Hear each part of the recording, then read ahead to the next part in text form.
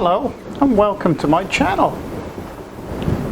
Today we're going to use Fusion 360. I've had a lot of people contact me asking me where they can buy ArtCAM from. Unfortunately, ArtCAM has been discontinued.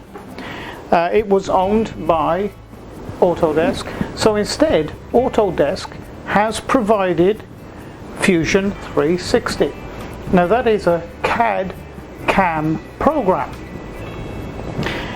and it is absolutely free of charge to hobbyists or educators like myself, or new starts. That's if you are going to, or if you're starting up a business, until you reach, I think the figure is $100,000 turnover per year. The program and the ability to use that program is totally free of charge. Now that sounds like a good deal. I'll leave a link below this video where straight to the download at Autodesk for you to download it for yourself to give it a try. So we'll just fire up Fusion 360 and we dive straight in. This video is for new starts, so those of you who are used to using Fusion 360 probably won't want to see this video. So this is new, fresh starts for someone who's never used Fusion 360 before. You can use this program to make models, 3D objects, 2D objects, for 3D printers, CNC routers, CNC mills, and CNC lathes. You can also draw up all your CAD work for lasers. Okay, so this is the opening screen for Fusion 360, and there's a couple of things that I'd just like to show you what my preference is, and I find it easier to work with this program. I don't particularly like the grid on all the time, so initially I like to start with a blank canvas. Now you can turn this off and on just by going down here to this little grid and left click and turn it off. It will automatically reappear when you start drawing at the appropriate time. And the second thing you might want to do is come up here to the ViewCube. This is called a ViewCube.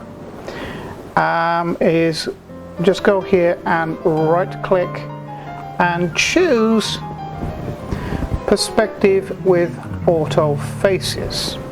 That's the two things that you probably need to do first. Now we'll just come over here to the, now this drop down box here shows you all the available types of programs within Fusion 360. At the moment we're in model space, so this is where we'll spend most of our time.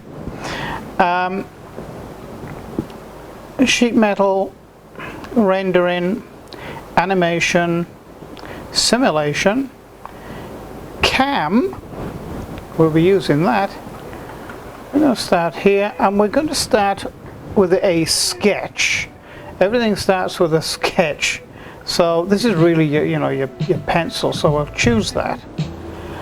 And so then the grid will pop up. And you can choose a plane in which to actually draw on. At this stage it doesn't really matter. You can change that later on. To make life easier for me, I'm going to choose this one here. There we go. So it will now jump to a two-dimensional screen and grid. Now these are all in metric numbers. They're a bit of a guide, but I'll show, when we start drawing, I'll show you what we can do. So we're going to start with a, pull that down. This gives you all the different types of drawing tools that you can use. And we are going to go for a rectangle, just a simple 2-point rectangle, that one. I'm going to start here in the middle. Now I've got snap turned on, so it will snap to any intersection of these little lines. You'll see it snapping to it. Okay, so I'd like to start in the middle here. So left click, draw it out. Now we're going to go 100 millimeters, and it will snap to 100 millimeters there.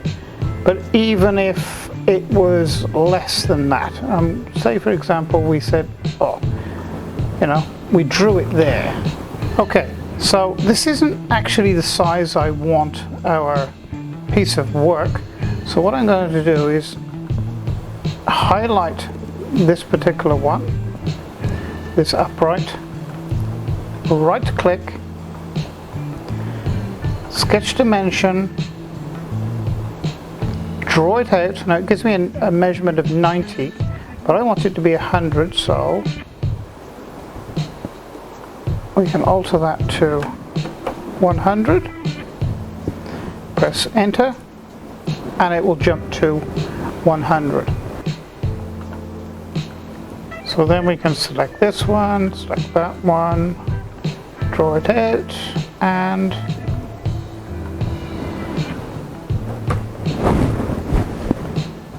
press enter, and that will, so now we have our square geometry. So there we have our square, our cube, or the size of our work. So now what we're going to do is we're going to turn this flat 2D image or drawing into a 3D object. So we're going to now go to 3D space, and to do that we just go here to the extrude label and left click. So we choose a face, and now we want to extrude that out, let me see, 19 millimeters. So 19.0, and press enter. Now we want to now work on this face here. First of all, I'll show you that what we have here, and we can go to the view cube and rotate it around. Do really whatever we want to with it, just to have a look.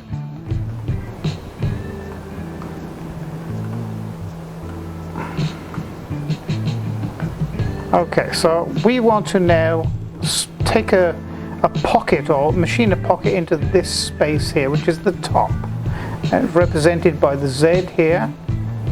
See the Z? This is facing up on the view cube, facing up here, so that's the face we want. So now what we want to do, we want to draw on that, so we will bottom, front, there we go.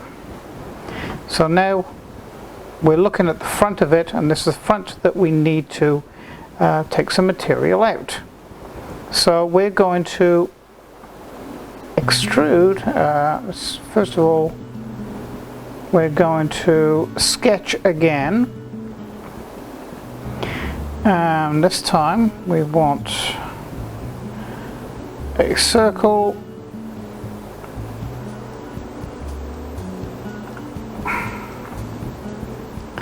snap to the middle of the material,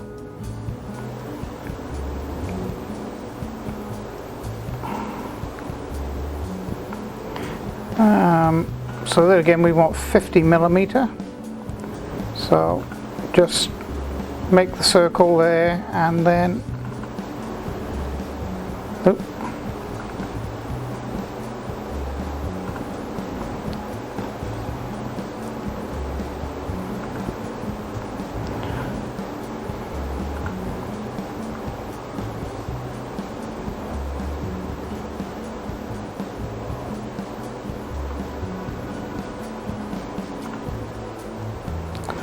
so we want this one to be 50 millimeter. Press enter and it's 50 millimeter. Okay, so then we want to now extrude that.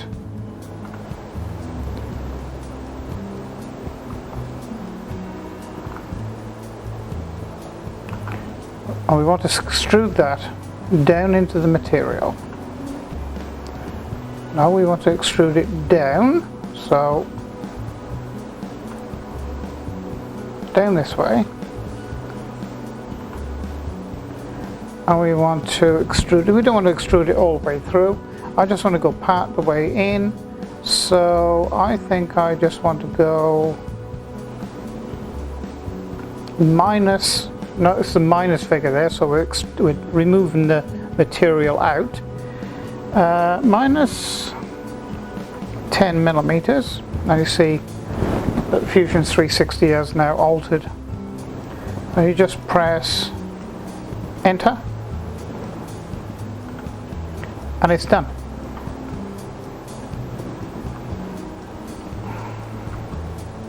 And there's our pocket. It's as simple as that. That's the 3D drawing is now over. I mean, it is just a test piece.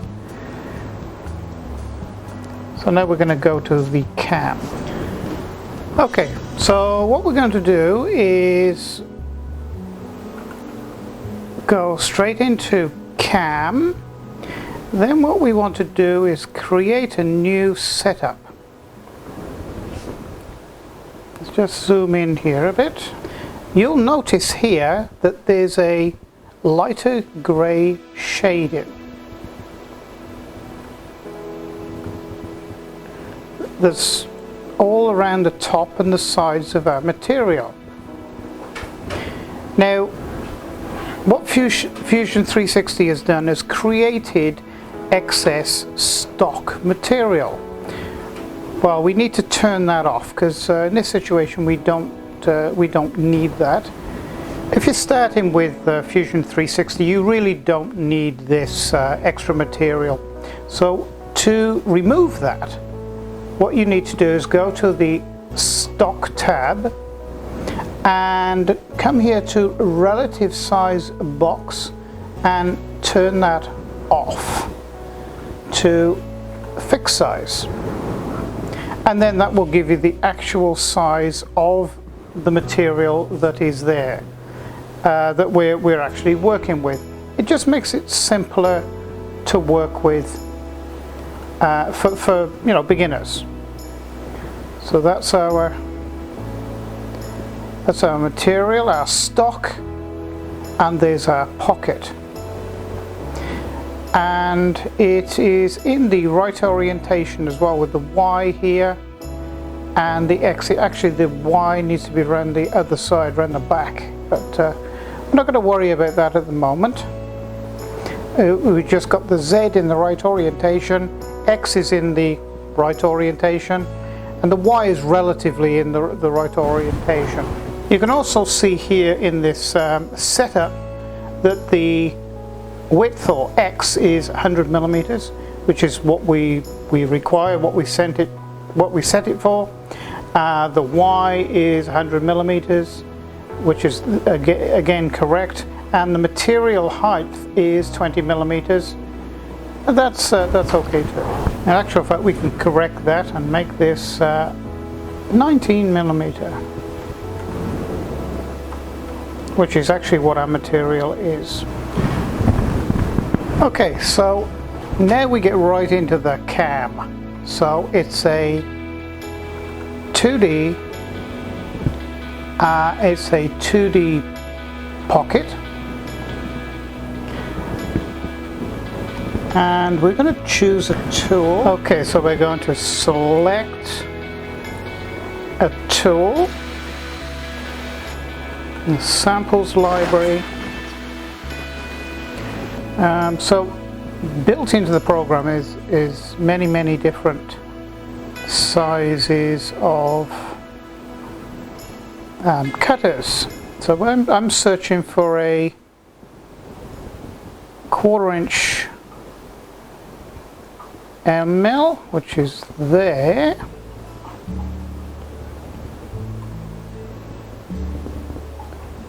So we'll choose that one. 1/4 inch flat. There it is. So we're going to OK that. So within Fusion, it's already picked the speeds and the recommended feeds. I'm just checking through these to see whether I think they're going to be fine for the CNC router. So what we're going to do, we're going to speed things up. 11, 12, 12,000 RPM, 230. So they'll recommend. This is actually for aluminium, but we're going to be machining into just timber. That's actually okay. Spindle speed, that's okay.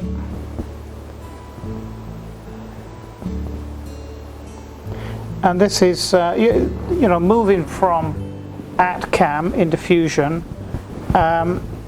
You need to sort of change your thinking a bit, because in ArtCAM it used to be millimeters per second, but of course now it's to actually get that figure to millimeters per second, you just divide by 60. I'll do that really quickly.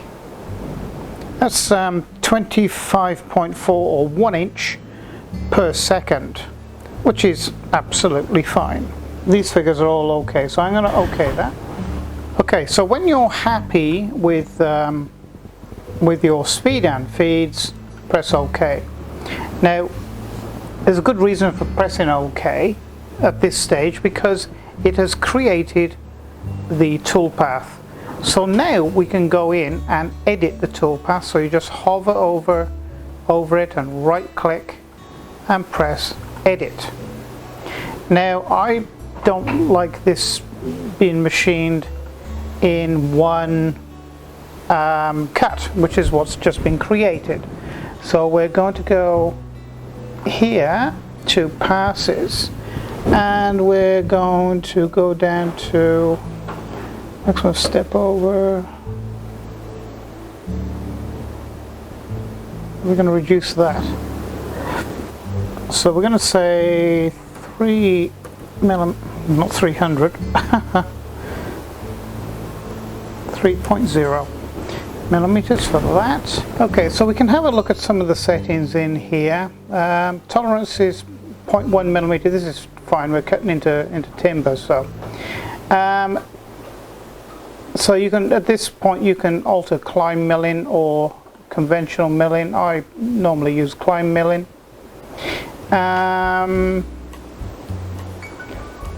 Yeah, I just altered that one just now, but we want to go multiple passes.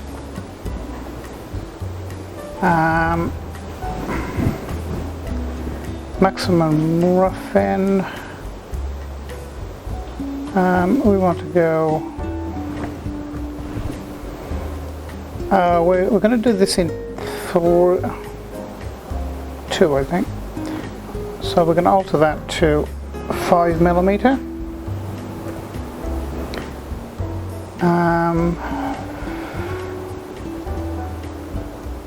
The rest of this is okay, so we're going to OK. And it's recalculated that. So you'll see now the step over is a lot finer, and it should be 2 separate, yes it is, it's 2 separate cuts.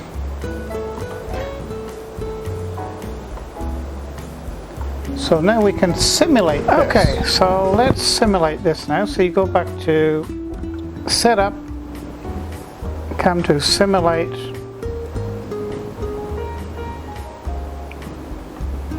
and we'll press Go.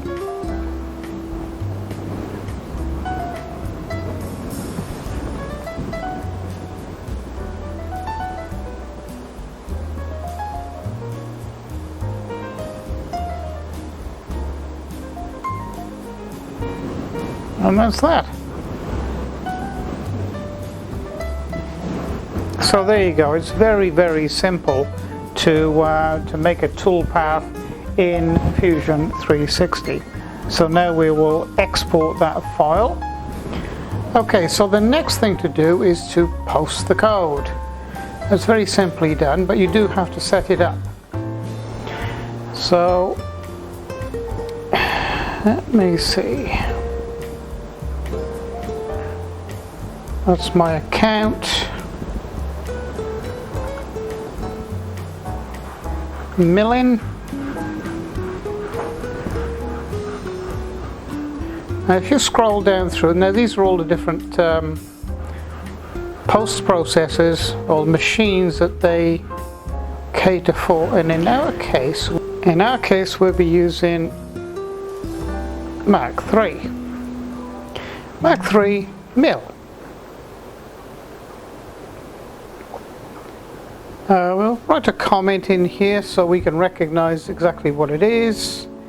So it's test 2, and it's already set in millimeters, in units, and this is just really telling us what the program settings are. Everything looks okay there.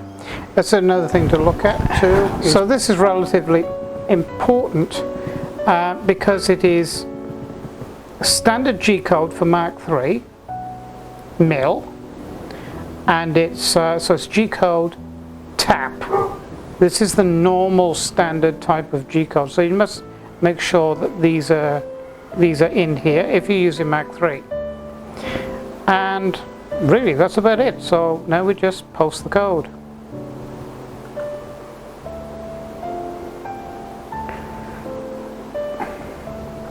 And in our case, let's see, test 2, and I want it put on my desktop so I can get to it easily and save. So as we're actually doing this video, Fusion is updating itself on my computer. That's another good thing using Fusion. When something new comes in Fusion 360, it's automatically updated. So really, that's that. So you know, it's been saved, and we can now shut this down.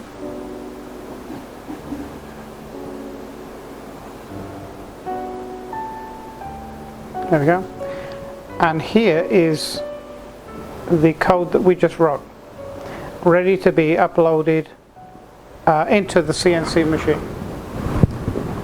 Okay, so that's Fusion 360. It's a very simple job, and I hope I've made it simple for you to understand. We will be getting into more complex models and geometry as the months go on, and I'll show you how to make them in Fusion 360, how to set up the G-codes on the toolpaths in the CAM software, and also I'll be showing you on the machines, the different machines. In this case, CNC router 6040. I've also got a 6012, which is a much larger machine. I've also got a mini mill, which I converted myself. All the videos for the conversion are on here. It's a little SIG X2. converted to CNC. Also 3D printing and laser. So over the next year we will be looking at using Fusion 360 with all these different CNC machines. I should have showed you before, but this is the tool we selected. Okay, it's a little 1/4 inch 2-flute end mill. That's the one that's going to be doing the cut. So if you've liked this video, please subscribe, press like, and come and visit some of my other videos. So bye for now.